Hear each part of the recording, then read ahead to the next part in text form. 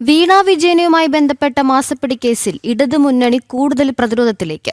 LDFന്റെ മുതിർന്ന നേതാക്കന്മാരുടെ മൗനം രാഷ്ട്രീയപരമായി ചർച്ചയാകുന്നു. ED കേസും നടപടിയെയും രാഷ്ട്രീയമായി നേരിടുമെന്ന് പാർട്ടി സംസ്ഥാന സെക്രട്ടറി പറയുമ്പോഴും ഒരു ഭാഗം മുതിർന്ന നേതാക്കന്മാർ പിണറായി വിജയനെതിരെ രംഗത്ത് വന്നതോടെ മുഖം രക്ഷിക്കൽ നടപടിയും പാളുകയാണ്. വീണ വിജയനുമായി ബന്ധപ്പെട്ട മാസപ്പടി കേസിൽ തുടക്കം മുതൽ മുഖം രക്ഷിക്കൽ നടപടിയാണ് CPM നടത്തിയത്. ഏറ്റവും ഒടുവിൽ അന്വേഷണം മുഹമ്മദ് റിയാസിലേക്ക് കൂടി നീങ്ങിയതോടെ എന്ത് ക്യാപ്സ്യൂൾ ഇറക്കുമെന്ന ചോദ്യത്തിന് മുന്നിൽ നോക്കുകുത്തിയാവുകയാണ് പാർട്ടി സംസ്ഥാന നേതൃത്വം. ഇതോടെ വീണ വിജയനുമായി ബന്ധപ്പെട്ട മാസപ്പടി കേസിൽ ഇടതുമുന്നണി കൂടുതൽ പ്രതിരോധത്തിലായി. LDFന്റെ മുതിർന്ന നേതാക്കന്മാരുടെ മൗനം രാഷ്ട്രീയപരമായും ചർച്ചയാകുന്നുണ്ട്. പാർട്ടി സംസ്ഥാന സെക്രട്ടറി MV ഗോവിന്ദൻ ഒഴിച്ച് മറ്റ് മുതിർന്ന നേതാക്കന്മാരുടെ മൗനം തുടരുകയാണ്. പാർട്ടി പ്രതിരോധത്തിലായതിനോടൊപ്പം പിണറായി വിജയനെ സംരക്ഷിക്കാൻ പോകുന്നത് തിരിച്ചടി ഉണ്ടാക്കുമെന്ന ഒരു വിഭാഗം നേതാക്കന്മാരുടെ എതിർപ്പും തുടരുന്നുണ്ട്.